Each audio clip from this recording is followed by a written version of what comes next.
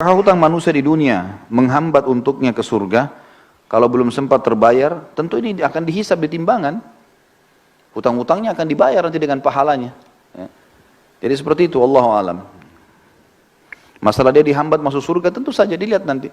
Kalau setelah utang itu ternyata amal baiknya jadi berkurang, langsung neraka dulu. Makanya harus diselesaikan hutang-hutang itu teman-teman. Dan ingat, jangan buka pintu hutang. Teman-teman sekalian, kita sekarang ini dililit dengan utang secara sengaja, dibuat program hutang itu. Utang rumah, utang motor, utang mobil, utang HP, hutang semua. Dan ini tidak boleh teman-teman sekalian ya. Kita tidak boleh dalam Islam membuka utang kecuali ada uzurnya. Karena utang itu bagian daripada pelanggaran. Kalau punya kemampuan.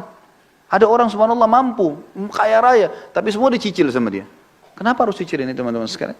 Tidak boleh buka pintu utang nih, berbahaya sekali. Kata Nabi SAW, orang mati syahid pun diampuni semua dosanya kecuali utangnya. Dalam hadis ini dikatakan, ruh seorang mukmin bergantung antara langit dan bumi selama utangnya masih belum dibayar. Berat utang itu teman-teman sekalian. Lalu apa kira-kira sebabnya utang? Saya pelajari, ternyata utang itu kebanyakan teman-teman sekalian disebabkan karena dua hal. Orang ini malas kerja, atau yang kedua, mau melampaui kapasitasnya. Kalau belum saatnya antum punya rumah sendiri, sewa, kontrak, nggak apa-apa. Bukan aib itu teman-teman. Tapi kita paksakan diri, oh nggak apa-apa, saya kan bisa bayar tiap bulan. Baik kalau antum meninggal, sebelum selesai. Ini kan bahaya, masalah. Atau terlambat akhirnya kena bunga, riba. Terbuka dosa-dosa. Jadi tidak halal semuanya, nanti bermasalah. Untuk apa kita paksakan diri teman-teman? Jangan paksakan diri. Melampaui kapasitas, ya itu nggak boleh sebenarnya. Jangan dipaksakan. Kita mampunya naik sepeda teman-teman, naik motor. Apa yang kita mampu berdoa sama Allah lalu berusaha ikhtiar. Jangan lampaui kapasitas. Nabung, sudah punya cash, beli cash, aman. Gitu kan? Ini sama sekalian saya ingatkan teman-teman yang sibuk dengan kartu kredit, berhentikan teman-teman sekalian, berhentikan. Antum bilang, oh ini 0%, baik 0% teman-teman sekalian. Setelah itu, kalau antum telat, ini malam jam 12 malam terakhir pembayaran, antum telat 1 menit, jam 12 lewat 1 menit, kena bunga nggak? Kena bunga. 50.000, ya saya mampu bayar. Baik, 1 dirham riba lebih berat daripada 36 kali berzina. Untuk apa? Tutup itu teman-teman sekalian. Karena itu membuka pintu utang. Membuka pintu hutang, dan hutang tidak boleh. Sampai kata Nabi SAW, matlul ghani zulmun.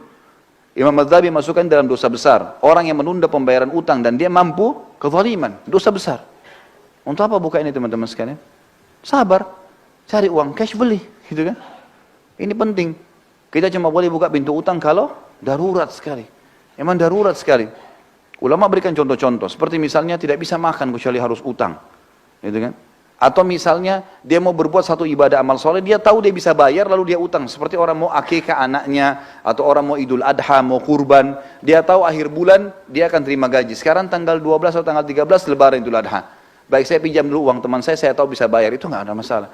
Tapi kalau orang tidak jelas, sampai kata Nabi SAW, siapa yang sengaja utang. Ini bab-bab utang semua. Siapa yang sengaja utang dan dia niat tidak mau membayar dari awal, Allah persulit dia membayarnya. Dan siapa yang utang dari awal, dia niat mau membayarnya, Allah mudahkan dia membayarnya. Ya. Termasuk teman-teman, akhwat kita di bawah. Saya sarankan, berhenti arisan. Loh ya betul. Arisan itu membuka pintu hutang. Ya. Sekarang begini rasionalnya. Kita 20 orang teman-teman ngumpul, ayo kita buat arisan yuk. 1 orang 5 juta misalnya, atau 1 orang 1 juta.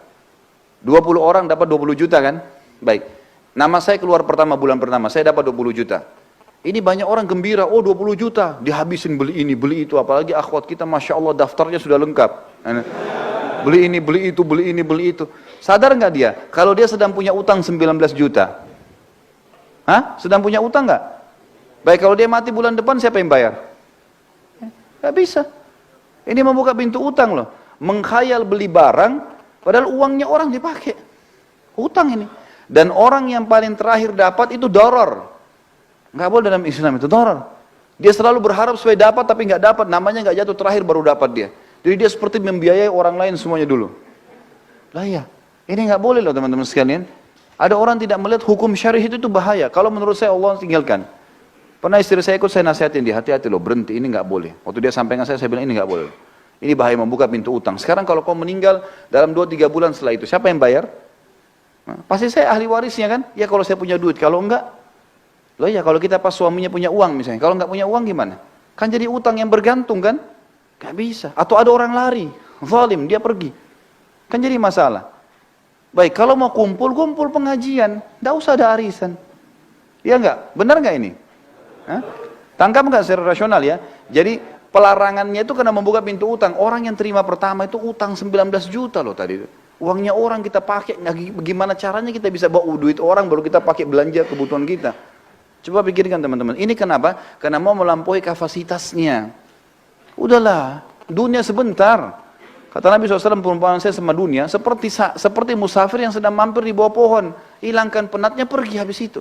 Kata Syekh Utsaimin rahimahullah, kalimat yang mulia. Seseorang mukmin orang muslim harus menjadikan dunia ini seperti kamar mandi. Seperti WC-nya. Dia datang, selesaikan hajatnya, dia pergi. Dunia cuma begitu saja. Maksudnya, tidak usah terlalu berlebihan. Hajat diselesaikan, penting, kemudian sudah. Gitu. Seperti itulah. Ya jangan melampaui kapasitas kita. Ini Allah Alam, ini saran saya ya, saran saya. Tapi kalau teman-teman ada di antara asatidzah, di antara duat yang memang memberikan solusi lain, alhamdulillah. Tapi saya pribadi, saya selalu mencari zona aman. Zona aman, ya kita mati kita aman. Kenapa yang kita masuk ke zona yang tidak aman? Kan gitu. Ini meja kita bagi dua, ini aman, ini tidak aman. Masuk ke aman teman-teman sekalian. Ibadah yang ada perintahnya, gitu kan. Jangan buka masalah dengan orang lain, jangan buka pintu utang, jangan gantung sesuatu, udah jelas semua. Kalau saya tanamkan dalam diri saya prinsip adalah semuanya harus jelas. Udah. Halal halal, haram haram. Halal tinggal nikmati, halal tinggalkan. Nikmatin yang mampu saja yang ada. Sudah. Saya pulang ke rumah kadang-kadang istri saya tanya ada makanan? Enggak ada. Mau beli makanan di sebelah? Beli aja makanan. Enggak apa-apa. Sini bawa. Toh makan. Untuk apa saya ribut dengan masalah makanan? Tinggal beli makanan di sebelah makan. Bismillah, alhamdulillah. Yang penting lapar sudah hilang, habis. Dunia begitu kok. Masuk lihat pakaian saya mana yang ini? Oh belum dicuci. Baiklah. Yang ada saja saya pakai. Clear. Selesai. Jelas kok, aman saja gitu kan. Gak ada sesuatu yang harus kita ributkan. Jadi ini poin yang mesti difikirkan juga teman-teman.